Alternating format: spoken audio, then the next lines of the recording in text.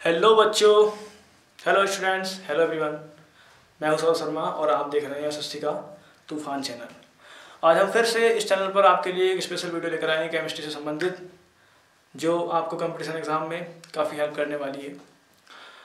पिछली जो वीडियोस हमारी रही हैं वो काफ़ी हेल्पफुल रही होंगी आपके लिए। I hope so. एंड आज की जो है वो भी आपके लिए हेल्पफुल रहने वाली है। तो लास्ट टाइम जो हमने आपको वीडियोज़ दी थी, ठीक है, वो मैंने आपको जो लास्ट 2 वीडियो दी थी वो थी, टॉपिक था उसमें हमारा chemical equation and its types, रासायनिक समीकरण एवं उसके प्रकार, जो कि ऊपर मैंने लिखा हुआ है, ठीक है।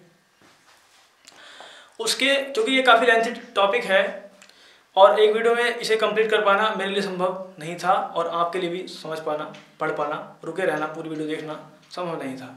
इसलिए मैंने इसको जो है 2 पार्ट में डिवाइड करना सोचा, ठीक है। तो मैंने 2 वीडियो बना दी इसके लिए। 2 वीडियो आपको जो है हमारे चैनल पर अवेलेबल मिलेंगी, आपने शायद सीन भी कर रखी होंगी। तो अभी उसका एक पार्ट और रह गया है क्योंकि तीसरा पार्ट बहुत ज़रूरी था। अभी अभी जो टॉपिक है हमारा वो कंप्लीट नहीं हुआ है। तो आज मैं तीसरा पार्ट लेकर आया हूँ आपके लिए इस टॉपिक का, ठीक है। आज ये तीसरा पार्ट है और आई होप ये आज लास्ट पार्ट होगा इस टॉपिक का। इसके बाद ये जो टॉपिक है हमारा chemical equation and it's type will be complete, ठीक है। तो मैं पूरी कोशिश करूँगा कि आज ये कंप्लीट हो ही जाए और अगर नहीं हो पाया तो फिर इसके लिए एक पार्ट हमें और बनाना पड़ेगा, ठीक है। चलिए ट्राई टू डू, ठीक है। I will try to complete this topic in this video, okay. चलिए let's start without wasting time. Last time बच्चों हम पढ़ चुके थे इसमें कि केमिकल इक्वेशन होती क्या है, रासायनिक समीकरण होती क्या है और उसमें क्या अभिकारक होते हैं, क्या उत्पाद होते हैं, क्या प्रोडक्ट होता है, क्या रिएक्टेंट होता है और क्या उसके लक्षण होते हैं, क्या उसके कैरेक्टरिस्टिक्स होते हैं और साथ ही साथ उसके टाइप्स क्या होते हैं, कितने टाइप्स की वो होती है। तो मेनली मुख्य रूप से जो है 5 प्रकार की होती है। तो 5 प्रकार में कौन कौन से थे? पहला था संयोजन अभिक्रिया, वियोजन अभिक्रिया और विस्थापन, द्विविस्थापन और रिडॉक्स अभिक्रिया, ठीक है। ये मुख्य 5 थी, इसके अलावा 2-4 प्रकार की और थी, ठीक है।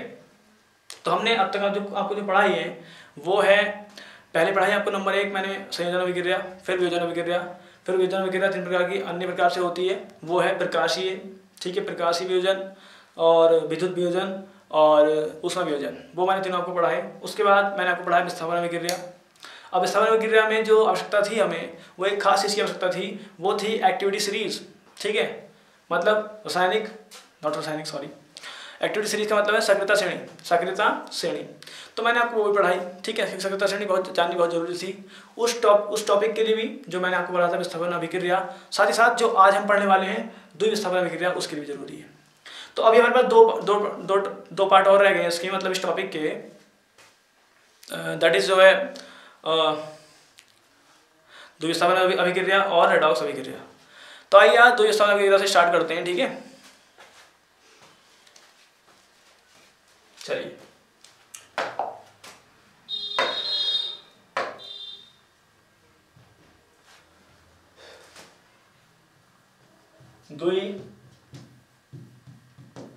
द्विविस्थापन अभिक्रिया, ठीक है। इंग्लिश में डबल डिस्प्लेसमेंट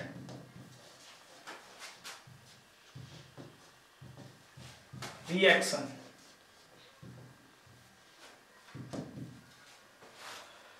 तो देखिए, द्विविस्थापन अभिक्रिया, डबल डिस्प्लेसमेंट रिएक्शन क्या होती है, ठीक है। जिस अभिक्रिया में, ठीक है, जिस अभिक्रिया में अभिकारकों के बीच, देखिए जब अभिक्रिया होती है तो ऑब्वियसली क्या होते हैं उसमें अभिकारक तो अभिक्रिया करते हैं, 2 पदार्थ या 2 से अधिक पदार्थ अगर हम लेंगे और वो क्रिया करेंगे तो वो कहलाते हैं अभिकारक, रिएक्टेंट। तो अभिकारकों के मध्य आयनों का आदान प्रदान हो वो अभिक्रिया कहलाती है द्विविस्थापन अभिक्रिया। क्योंकि अगर अभिकारक 2 हैं तो दोनों अपने अपने आयन क्या करेंगे, आदान प्रदान करेंगे, उसका आयन उसको मिल जाएगा, उसका आयन उसको मिल जाएगा, तो वो क्या कहलाएगी द्विविस्थापन अभिक्रिया। विस्थापन का मतलब होता है एक स्थान से कोई चीज़ अगर एक स्थान से हटा के दूसरे स्थान पर रख देते हैं तो उसको विस्थापन बोलते हैं। अब ऐसा इन दोनों अभिकारकों में हो रहा है, इसका इधर गया उसका इधर गया, तो 2 बार हुआ और विस्थापन हुआ, तो इसलिए अभिक्रिया क्या कहलाती है द्विविस्थापन अभिक्रिया। तो ऐसी अभिक्रिया जिसमें पदार्थों के यानी कि अभिकारकों के मध्य आयनों का आदान प्रदान होता है द्वि विस्थापन अभिक्रिया कहलाती है। एग्जाम्पल जब बेरियम क्लोराइड BaCl2 को के विलयन को CuSO4 कॉपर सल्फेट के विलयन में मिलाया जाता है तो अपक्षेप प्राप्त होता है। ठीक है, तो BaSO4 का क्या प्राप्त होता है? अपक्षेप प्राप्त होता है। ठीक है, और क्योंकि इसमें इन अभिक्रियाओं में जो हम पढ़ रहे हैं द्वि विस्थापन अभिक्रिया, इसमें मोस्टली अपक्षेप ही प्राप्त होता है। अपक्षेप होता है प्रेसिपिटेट, इन शॉर्ट हम जो PPT सिंबल लगाते हैं। ठीक है, अपक्षेप का मतलब कोई घड़ा पदार्थ जब दो विलयन मिले और कोई घड़ा पदार्थ बन जाए जो कि तलिए में बैठ जाए उसे बोलते हैं अपक्षेप, उसे इंग्लिश में प्रेसिपिटेट बोलते हैं, और शॉर्ट में सिंबल जो उसका है वो है PPT। तो अपक्षेप बनता है इन अभिक्रियाओं के दौरान। तो जब अपक्षेप बनता है तो इस अभिक्रिया को हम अपक्षेपण अभिक्रिया भी कहते हैं।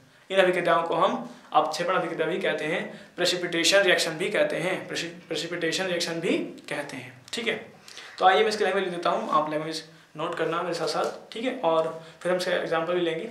ठीक है, ओके, चलिए शुरू करते हैं।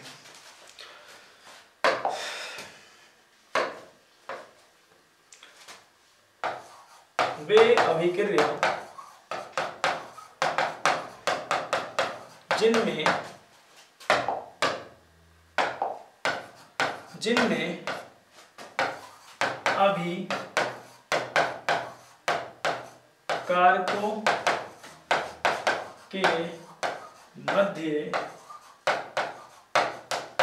आयनों का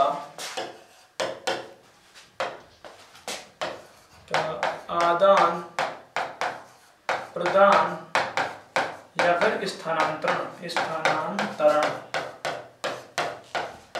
होता है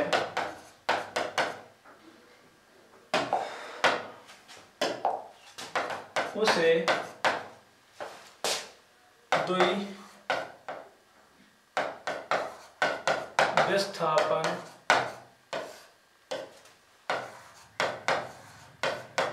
अभिक्रिया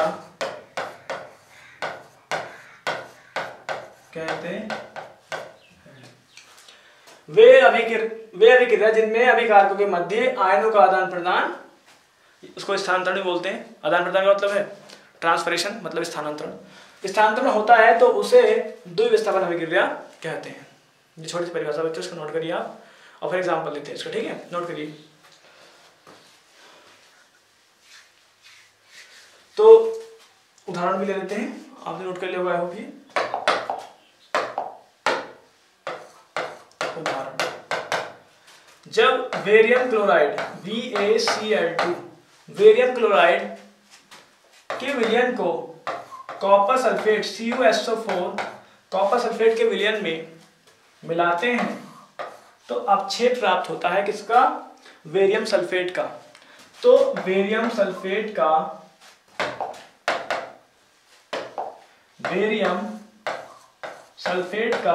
अपक्षेप प्राप्त होता है BaSO4 बेरियम सल्फेट, और प्लस हमें प्राप्त होता है कॉपर क्लोराइड। देखिए पहले उदाहरण समझिए। बेरियम क्लोराइड के विलयन को जब कॉपर सल्फेट के विलयन में डालते हैं तो बेरियम सल्फेट का क्या प्राप्त होता है? अवक्षेप प्राप्त होता है, प्रेसिपिटेट प्राप्त होता है, और साथ में कॉपर क्लोराइड भी प्राप्त होता है। ठीक है, तो ये अभिक्रिया उदाहरण है द्वि विस्थापन अभिक्रिया का। अब देखिए हुआ क्या, एक पदार्थ ये है, पदार्थ ये है, इसमें आयन कौन है? Cl और Ba। इसमें आयन कौन है? Cu और SO4। तो Cu प्लस आयन इधर आके लग गया और Ba प्लस आयन इधर आगे चला गया।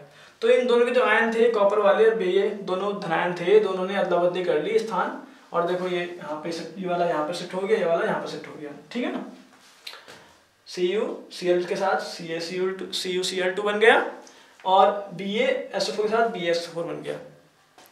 तो आयनों का आदान प्रदान हुआ ना यहाँ पर, तो इसलिए क्या है? द्वि विस्थापन अभिक्रिया है। ठीक है, चलिए मैं इनका नाम देता हूँ। ये Ba बेरियम होता है, तो ठीक है, बेरियम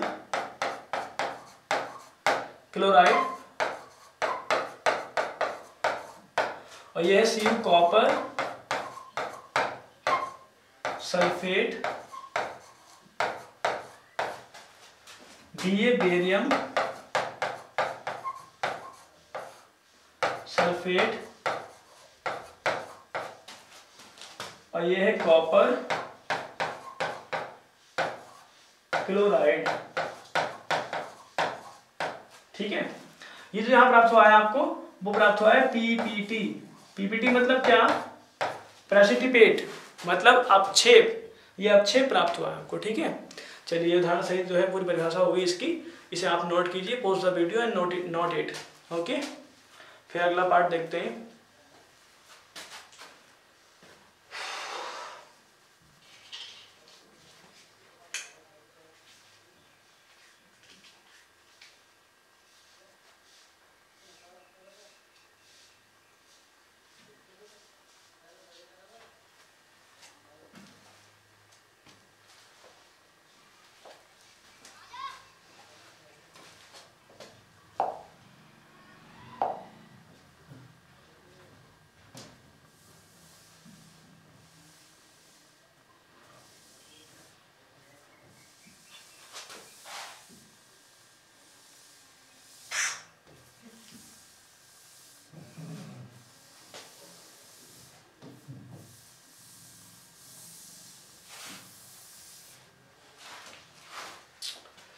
देखिए, अब हम देखते हैं अगला टॉपिक है ना। अगला जो अब तक हमने 4 रिएक्शन पढ़ ली हैं, 4 अभिक्रिया हमने पढ़ ली है अलग अलग प्रकार की। अब एक लास्ट अभिक्रिया रह गई है और वो है रिडॉक्स अभिक्रिया। तो रिडॉक्स अभिक्रिया जो है वेरी इंपॉर्टेंट टॉपिक है। इस टॉपिक का जो पार्ट है वो बहुत ही इंपॉर्टेंट पार्ट है ये रिडॉक्स अभिक्रिया। रिडॉक्स अभिक्रिया जो है अच्छे से हमें पता होनी चाहिए, क्योंकि आगे 11वीं और 12वीं क्लास में इसका काफ़ी रोल है और हमें बार बार इससे संघर्ष करना पड़ेगा अगर हमने अच्छे से आज नहीं समझी तो रिडॉक्स अभिक्रिया मैं आपको एकदम बेसिक से लेके हाई लेवल तक लेके चलूँगा। ठीक है, एग्जाम्पल भी लूँगा। ठीक है, सब चीज़ समझाऊंगा आपको, ध्यान दीजिए। तो है रिडॉक्स अभिक्रिया। रिडॉक्स अभिक्रिया हिंदी मतलब हिंदी में तो है ही बेटा ये, पर उपचयन अपचयन अभिक्रिया।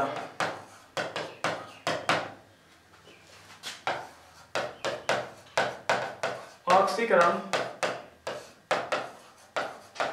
अपचयन अभिक्रिया। रिडॉक्स अभिक्रिया को उपचयन अपचयन अभिक्रिया भी कहते हैं और ऑक्सीकरण अपचयन अभिक्रिया भी कहते हैं। ये हिंदी में 3 नाम है इसके। इंग्लिश में देखिए क्या हो सकते हैं। इंग्लिश में ना ऐसे ऑक्सीडेशन एंड रिडक्शन रिएक्शन कहते हैं। रिएक्शन स्पेलिंग REACTION होता है। मैंने इन शॉर्ट REA और ऊपर एन लगा दिया, ये शॉर्ट में लिखा जाता है। ठीक है, तो ऑक्सीडेशन और रिडक्शन रिएक्शन होती है। अब ध्यान सुनिएगा, ऑक्सीडेशन का मैं केवल OX यूज कर लूँ और रिडक्शन का मैं केवल RED यूज कर लूँ तो क्या बनता है? RED रीड और OX रिडॉक्स। तब इनको मिला के बोलते हैं रिडॉक्स रिएक्शन। ठीक है, तो ये रिडॉक्स नाम जो आया रिडॉक्स अभिक्रिया, इसका मतलब ये है बच्चों कि इसमें रिडॉक्स अभिक्रिया ना अपने आप में एक अभिक्रिया नहीं है, 2 अभिक्रियाओं का समूह है। ठीक है, इसके अंदर 2 अभिक्रिया एक साथ होती हैं। एक है उपचयन मतलब ऑक्सीकरण और एक है अपचयन। अपचयन का मतलब अपचयन, ये इसमें कोई नया मतलब नहीं है। ठीक है, तो इसको इंग्लिश में ऑक्सीकरण को या फिर उपचयन को बोलते हैं ऑक्सीडेशन और इसको बोलते हैं रिडक्शन। तो इसको भी शॉर्ट में मिला के, जब इसको मिला के लिखा तो रीड प्लस ऑक्स लिखा, रिडॉक्स हो गया। तो ये हो गया रिडॉक्स रिएक्शन। यानी कि रिडॉक्स रिएक्शन अगर हम बोल रहे हैं तो यहाँ पर एक रिएक्शन नहीं है, यहाँ पर 2 रिएक्शन एक साथ हो रही हैं। ठीक है, 2 रिएक्शन के समूह को बोल रहे हैं रिडॉक्स। तो क्या यहाँ पर जो रिएक्शन हम पढ़ने वाले हैं, क्या 2 रिएक्शन एक साथ होंगी? बिल्कुल, यहाँ पर 2 रिएक्शन एक साथ होंगी। सिमिल्टेनियसली 2 रिएक्शन एक साथ ही ओकर होंगी। कैसे? लेकिन वो देखने से पहले हमें एग्जाम्पल ऐसा लेंगे जिसमें दोनों अभिक्रियाएं एक साथ हो रही होंगी। लेकिन उससे पहले हम एक एग्जाम्पल ऐसा लेते हैं एग्जाम्पल, और एग्जाम्पल छोड़िए, पहले हम सेपरेटली ऑक्सीडेशन क्या है मतलब ऑक्सीकरण क्या है और रिडक्शन क्या है अपचयन क्या है उस पर बात करते हैं। उसके बाद हम चलेंगे रिडॉक्स पर बात। ठीक है, चलिए पहला तो ये कि ऑक्सीकरण क्या है। ऑक्सीकरण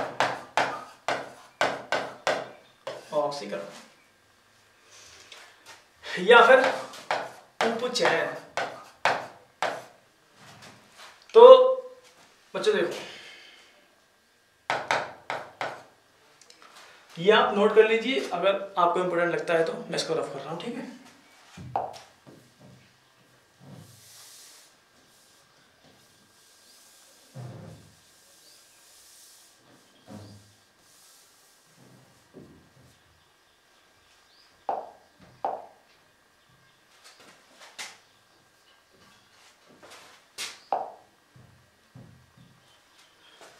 देखिए ऑक्सीकरण आप चेन, इंग्लिश में क्या, ऑक्सीडेशन। अगर किसी पदार्थ में ऑक्सीजन जुड़ जाए, किसी पदार्थ में ऑक्सीजन जुड़ जाए या हाइड्रोजन निकल जाए, या तो ऑक्सीजन जुड़ जाए या हाइड्रोजन निकल जाए, तो उस पदार्थ का हो जाता है ऑक्सीकरण। उस पदार्थ का हो जाता है ऑक्सीकरण। ध्यान से दोबारा से, बहुत खास है परिभाषा। यदि किसी पदार्थ में ऑक्सीजन जुड़ जाए या उस पदार्थ से पहले से हाइड्रोजन विद्यमान हो और वो हाइड्रोजन निकल जाए, हाइड्रोजन निकल जाए या ऑक्सीजन जुड़ जाए, तो उस पदार्थ का हो जाता है ऑक्सीकरण, और वो अभिक्रिया कहलाती है ऑक्सीकरण अभिक्रिया। इतनी सी बात है बस, ठीक है। तो ऑक्सीकरण क्या है, या तो ऑक्सीजन जुड़ जाए या फिर हाइड्रोजन निकल जाए। माइनस का मतलब घट जाए, निकल जाए, और प्लस का मतलब जुड़ जाए, तो ऑक्सीकरण है। तो क्या है, ऑक्सीकरण है। और अपचयन क्या है, फिर अपचयन को साथ में ले लेते हैं, क्योंकि अपचयन बिल्कुल जस्ट इसका उल्टा है, जस्ट अपोजिट है, ठीक है, समझने में हमें आसानी होगी। तो अब यहां पर है अपचयन अभिक्रिया,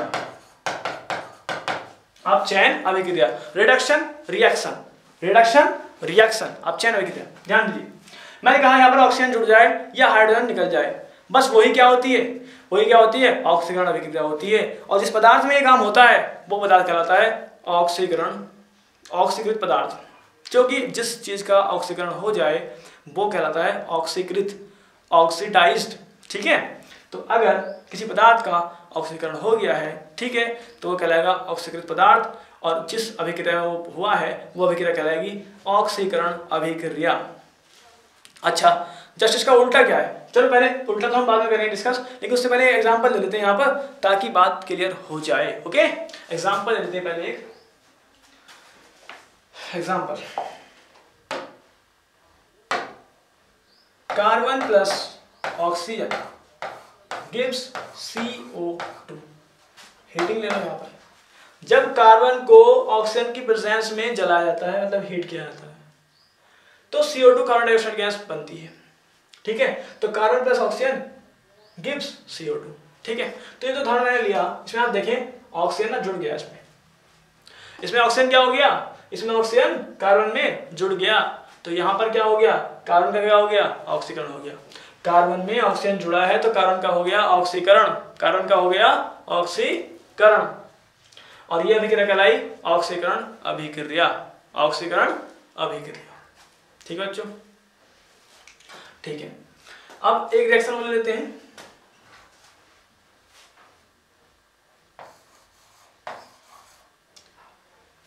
MgO, यहां तो हम बाहर ले लेंगे,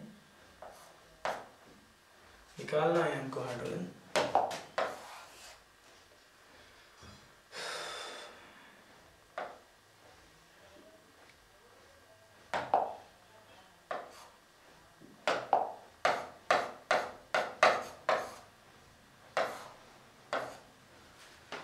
ये NH3 है, NH3 क्या होती है, अमोनिया।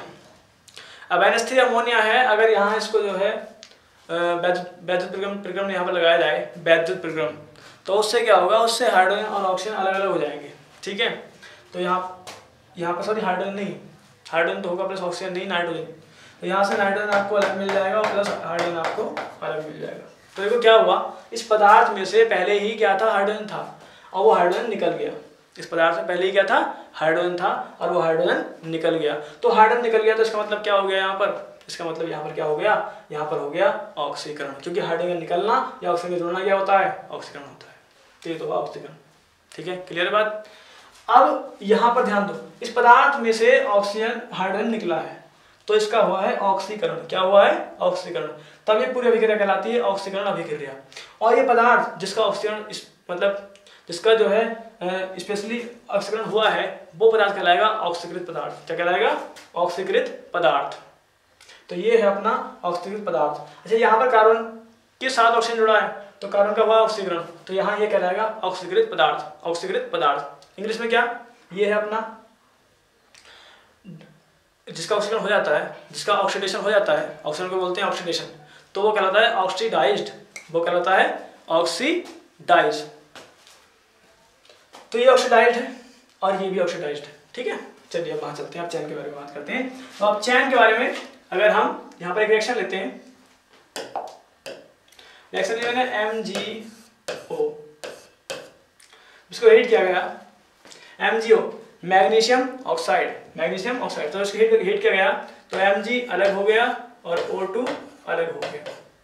ठीक है, Mg अलग हो गया और O2 अलग हो गया। देखिए यहाँ पर बैलेंस की अगर बात है तो ये बैलेंस, ये अनबैलेंस है और ये भी अनबैलेंस है ना। मैंने बैलेंस नहीं किया यहाँ पर, ये तो बैलेंस है, वैसे ये वाली बैलेंस नहीं है, क्योंकि बैलेंस करना हमारा टॉपिक यहाँ पर अभी नहीं है। बस मैं तो आपको उदाहरण देकर समझा रहा हूँ कि रिएक्शन क्या होती है, एक्चुअली रेडॉक्स रिएक्शन क्या होती है। ठीक है, बैलेंस करने के लिए मैं अलग से वीडियो बनाऊंगा आपको, जो आपको आपके लिए काफ़ी हेल्पफुल रहेगी और आपको आई एम श्योर कि आपको जो है वो सिखा देगी कि कैसे हम बैलेंस करें रिएक्शंस को। ठीक है, तो फिलहाल मैं आपको जल्दी जल्दी यहाँ पर बता देता हूँ। यहाँ पर N1 है, यहाँ पर 2 है, तो ठीक है यहाँ 2 लगा दीजिए। उससे क्या होगा, 2 6 हाइड्रोजन होंगे, तो यहाँ पर 6 करिए 3 लगा दीजिए, बैलेंस हो गई। ये कैसे किया? ये तो नॉर्मल है, एक्सपीरियंस के तौर पे खुल जाता है जल्दी जल्दी, आप भी करने लगेंगे ऐसे। लेकिन इसके अलावा कुछ और मेथड है जिसमें एक्सपीरियंस कम, लॉजिक ज़्यादा लगाने पड़ते हैं, वो मैं आपको सिखाऊंगा किसी और वीडियो में। ओके, तो अभी यहाँ देखिए, यहाँ पर Mg क्या है 1 और यहाँ पर कितना 1, तो बैलेंस है। ऑक्सीजन यहाँ पर 1 है, यहाँ पर 2 हो रहा है, तो इसका मतलब यहाँ 2 करना पड़ेगा और यहाँ 2 करने के बाद आपको 2 यहाँ पर लगाना पड़ेगा। अब बैलेंस है। चलिए, बैलेंस हमारा टॉपिक आज नहीं है, आज हमारा टॉपिक है रिएक्शन को समझना। तो देखिए MgO एक पदार्थ था, उसमें ऑक्सीजन था पहले से ही। अब ऑक्सीजन क्या हो गया? निकल गया, देखिए अलग हो गया। तो यहाँ जैसे आपने पढ़ा कि ऑक्सीजन जुड़ रहा है या हाइड्रोजन निकल रहा है तो उसको बोलते हैं ऑक्सीजन अभिक्रिया। तो ऐसे यहाँ पर अगर यहाँ पर ध्यान दीजिए, अगर यहाँ पर ऑक्सीजन निकल रहा है या हाइड्रोजन जुड़ रहा है, या तो ऑक्सीजन निकल रहा है या हाइड्रोजन जुड़ रहा है, तो ये कहलाएगी रिडक्शन रिएक्शन ऑफ चैन अभिक्रिया, ऑफ चैन अभिक्रिया। अब देखिए ये पदार्थ था, इसमें पहले से क्या था? ऑक्सीजन था। अभिक्रिया के दौरान ऑक्सीजन अलग हो गया, ऑक्सीजन निकल गया, ऑक्सीजन निकलने का मतलब क्या हो गया? अब चैन हो गया, तो ये अभिक्रिया क्या कहलाएगी? अब चैन अभिक्रिया कहलाएगी। ये अभिक्रिया अब चैन अभिक्रिया कहलाएगी। साथ ही साथ अब चैन किसका हुआ? इस पदार्थ का, क्योंकि इसी में से ऑक्सीजन निकला है तो इसका हुआ है अब चैन, तो ये है अपचयित पदार्थ, ये है अपचयित पदार्थ। ठीक है, चलिए अच्छा, इसके बाद बात करिए ऑक्सीजन के बारे में। अब हाइड्रोजन के बारे में बात करते हैं। ठीक है, तो एक काम कर लीजिए, Mg यहाँ पर धातु है और प्लस इसकी हम हाइड्रोजन से क्रिया करा रहे हैं, देन क्या मिल जाएगा हमें? यहाँ मिल जाएगा हमें MgH। ठीक है, क्या मिल जाएगा हमें? MgH। देखिए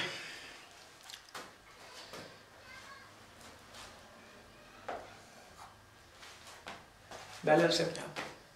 अच्छा, मैंने यहाँ 2 क्यों लगाया और मैंने कभी कहीं 2 यहाँ पर नहीं लगा 2, है ना?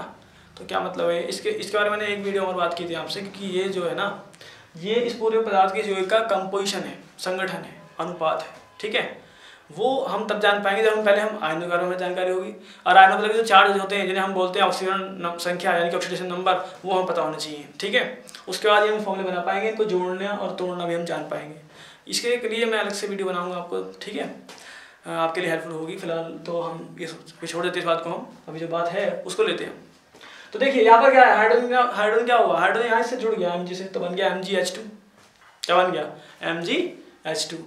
अब यहाँ पर जो है ना Mg एक पदार्थ था जिसने हाइड्रोजन जोड़ लिया, तो अब Mg क्या हो गया? हाइड्रोजन जुड़ने क्या होता है? अपचयन। तो यहाँ पर क्या हो गया? इसका अपचयन हो गया, और जिसका अपचयन हुआ है वो पदार्थ कहलाएगा अपचयित पदार्थ। क्या कहलाएगा? अपचयित पदार्थ। तो ये तो बात हुई बेटा इसके बारे में कि क्या होती है अपचयन अभिक्रिया और क्या होती है रिडॉक्स ऑक्सीकरण अभिक्रिया। अब दोनों अभिक्रिया आपने आपस में क्या कर ली है? सिंगल सिंगल करके समझ ली है। ठीक है, तो ये तो होगी एक बात। अब इसे आप पहले आप नोट कर ले और उसके बाद मैं आपको इसकी डेफिनेशन लिखवाऊंगा। ठीक है, चलिए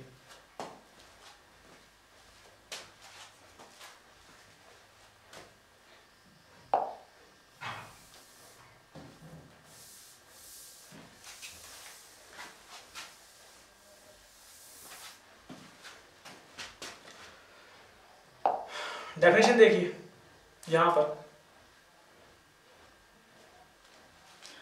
पर जिस अभिक्रिया में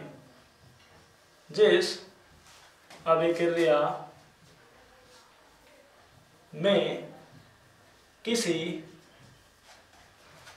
पदार्थ में ऑक्सीजन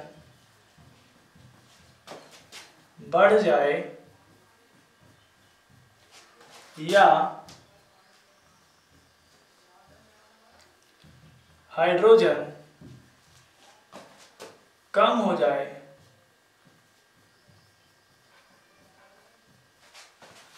तो उस अभिक्रिया को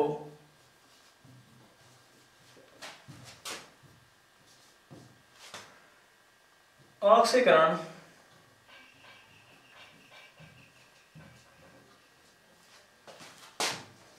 अभिक्रिया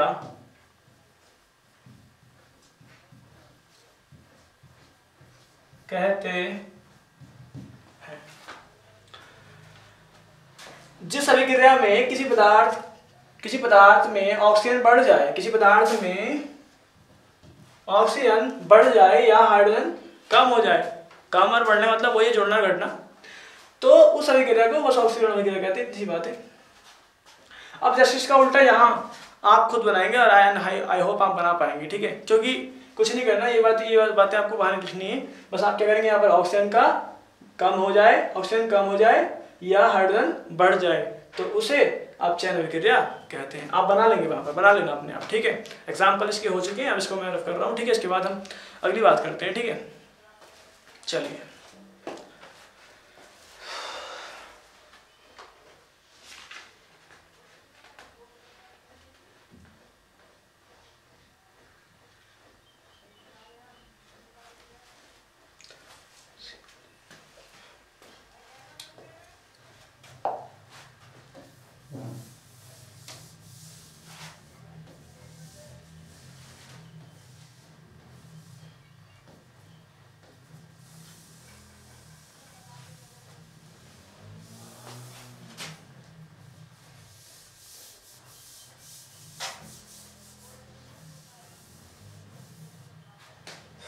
देखिए, अभी जो आपने समझा रेडॉक्स अभिक्रिया के बारे में, तो बहुत बेसिक डेफिनेशन थी ऑक्सीकरण की और अपचयन की अलग अलग। लेकिन कहीं कहीं ऐसा मिलेगा, कुछ रिएक्शन में आपको ऐसा देखने को मिलेगा कि ना तो वहाँ आपको हाइड्रोजन कम होता दिखाई देगा और ना बढ़ता दिखाई देगा, और ना ही ऑक्सीजन बढ़ता दिखाई देगा और ना ही ऑक्सीजन घटता दिखाई देगा। लेकिन वहाँ भी अभिक्रिया अपचयन और ऑक्सीकरण होगी। मतलब अपचयन और ऑक्सीकरण आपस में साथ हो रही है तो रिडॉक्स हो रही है, तो वहाँ पर रिडॉक्स अभिक्रिया जरूर होगी और वहाँ पर हाइड्रोजन और ऑक्सीजन आपको दिखाई नहीं देंगे। तब ऐसा क्यों? क्योंकि अभी जो परिभाषा आपने पढ़ी है, जिस परिभाषा के दम पर आपने इतनी बात समझी है, ये बेसिक परिभाषा है, बहुत ही साधारण परिभाषा है जो कि पहले होती थी। आजकल एक नई परिभाषा भी आ गई है जो कि इलेक्ट्रॉन बेस्ड है। क्या है? Electron based. और आप जानते हैं पदार्थ में इलेक्ट्रॉन होते ही हैं, तो इलेक्ट्रॉन बेस्ड जो परिभाषा है वो ज़्यादा स्ट्रांग है, उसे जानना बहुत जरूरी है। तो अब हम लिखते हैं इलेक्ट्रॉनों के आधार पर जो नई परिभाषा है उसके आधार पर। देखिए, अगर किसी पदार्थ में पदार्थ का मतलब है कोई रिएक्टेंट होगा जो कि अभिकारक है ना, यानी कि अणु परमाणु आयन कोई कुछ भी हो सकता है, उससे अगर कोई इलेक्ट्रॉन निकल रहा है, इलेक्ट्रॉन की कमी हो रही है, इलेक्ट्रॉन त्यागा जा रहा है, तो उस पदार्थ का हो जाएगा ऑक्सीकरण। और अगर उस पदार्थ में इलेक्ट्रॉन ग्रहण किया जा रहा है, लिया जा रहा है, एक्सेप्ट किया जा रहा है, ठीक है, जुड़ रहा है उसमें इलेक्ट्रॉन, ठीक है, तो उस पदार्थ का हो जाएगा अपचयन। बस ये परिभाषा है, ठीक है। तो अब मैं नए तरीके से परिभाषा है वो समझाता हूँ आपको, ठीक है।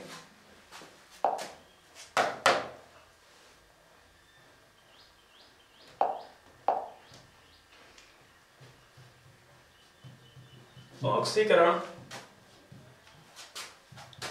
अपचयन,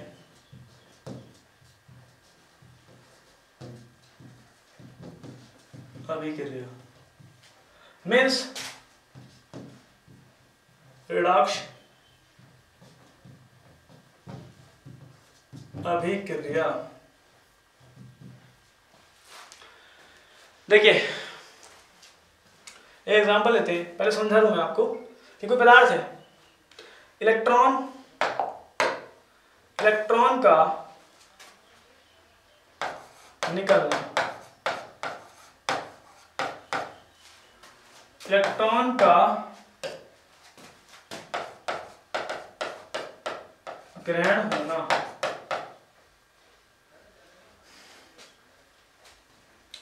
या जोड़ना, निकलना या त्यागना। ठीक है, तो ये तो है अपना ऑक्सीकरण, ये तो है अपना ऑक्सीकरण और ये है अपना अपचयन। ध्यान दो ऑक्सीकरण क्या होता है। जो इलेक्ट्रॉन बेस्ड डेफिनेशन है, जो यानी कि इलेक्ट्रॉन पर आधारित परिभाषा है, वो क्या है। अगर किसी पदार्थ में इलेक्ट्रॉन निकल रहा हो, त्यागा जा रहा हो, तो उस पदार्थ का हो जाता है ऑक्सीकरण, और तब वो अभिक्रिया कहलाएगी ऑक्सीकरण अभिक्रिया। और अगर किसी पदार्थ में इलेक्ट्रॉन ग्रहण किया जा रहा हो और तब उसका, तो उस पदार्थ का हो जाएगा अपचयन, और वो अभिक्रिया कहलाएगी अपचयन अभिक्रिया। ठीक है, तो कहीं भी ध्यान दें। अभी मैं एग्जाम्पल लिखूँगा यहाँ आपको एक बात नहीं लगेगी यहाँ पर, और नहीं क्या है कि वहाँ पर ऑक्सीकरण और अपचयन दोनों अभिक्रिया साथ साथ होंगी।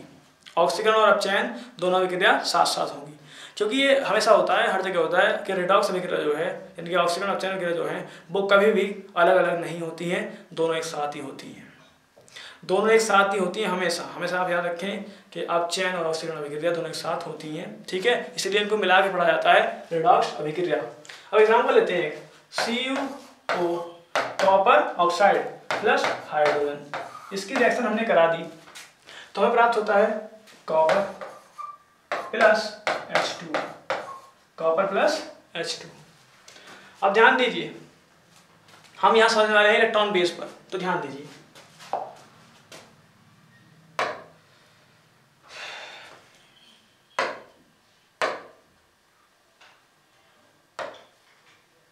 देखिए यहाँ कॉपर की जो ना संगठन चेक करिए पहले आप। संगठन क्या चेक करेंगे आप, ऑक्सीजन और कॉपर।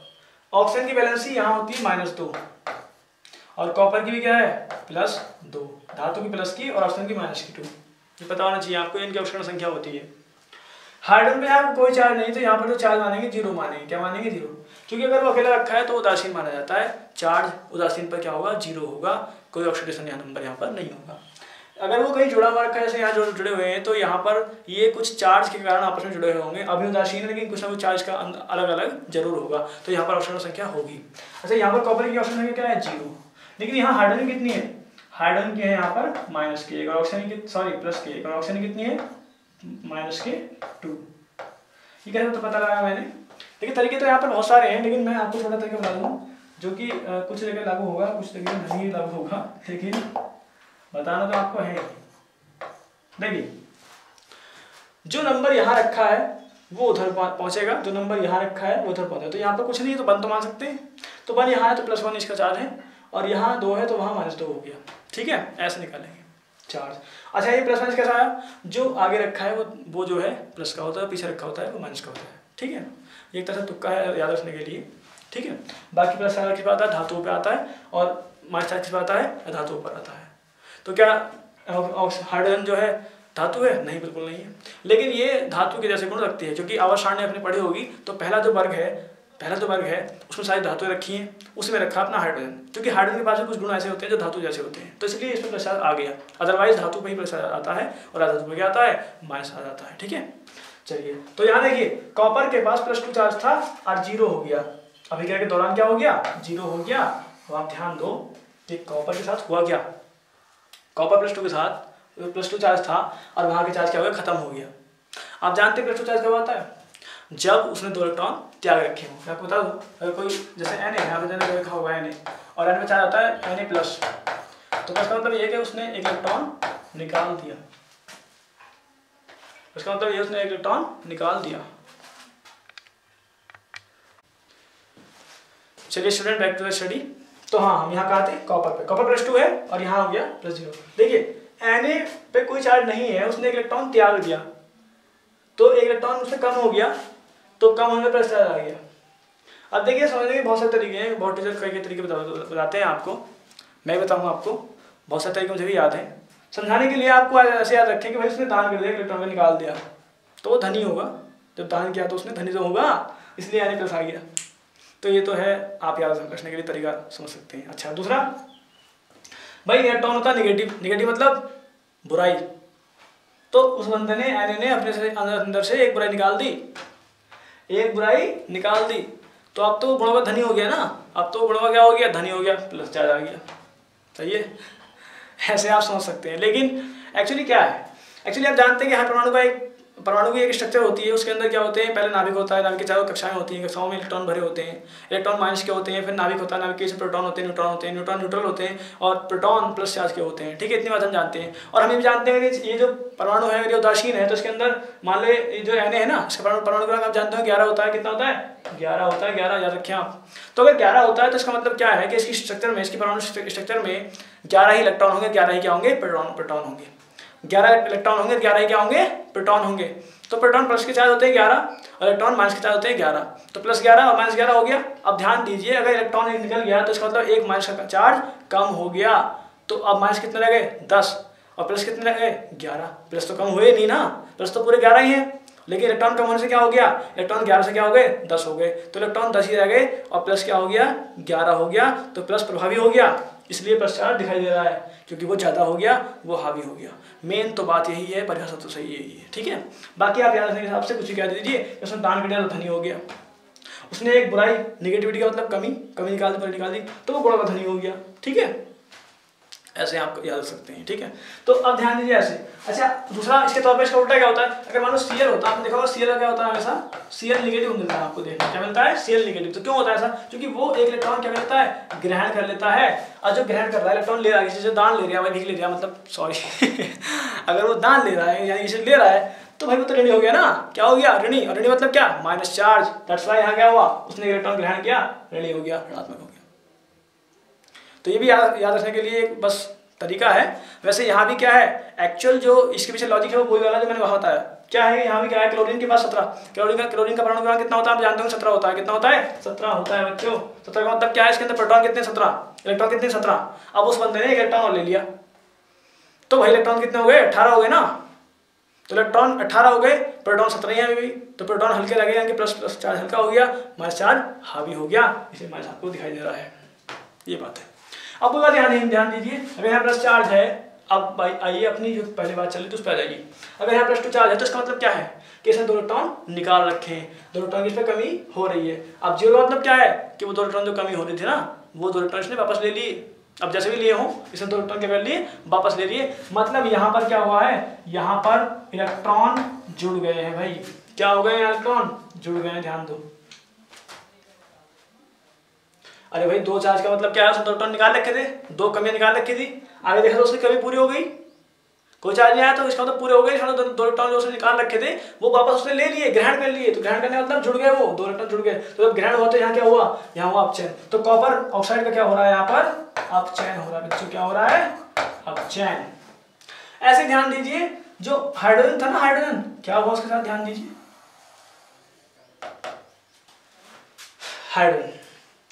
हाइड्रोजन है ना, क्या यहाँ पर हाइड्रोजन का चार्ज कितना था, 0 था चार्ज, कितना था, 0, यानी कोई इलेक्ट्रॉन ना तो उसने दे रखा ना ले रखा है। लेकिन आगे जब अभिक्रिया हुई, अभिक्रिया के दौरान हमने पाया कि हाइड्रोजन का चार्ज किसका आ गया, +1। इसका मतलब क्या है, उसने इलेक्ट्रॉन त्याग दिया, पहले नहीं था लेकिन उसने इलेक्ट्रॉन त्याग दिया।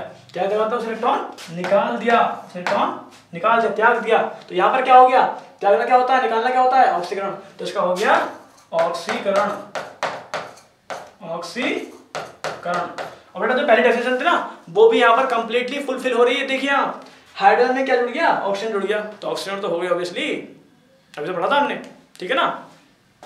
तो ये हुआ बेटा ऑक्सीकरण और ये हुआ अपचयन। तो देखिए एक ही अभिक्रिया है, उसमें आपने दोनों अभिक्रिया देखी, इसमें अपचयन भी हो रहा है, इसमें ऑक्सीकरण भी हो रहा है। तो इसलिए दोनों अभिक्रिया क्या होती है, साथ साथ होती है, इसलिए इनको बोलते हैं रिडॉक्स अभिक्रिया, उपचयन अपचयन अभिक्रिया।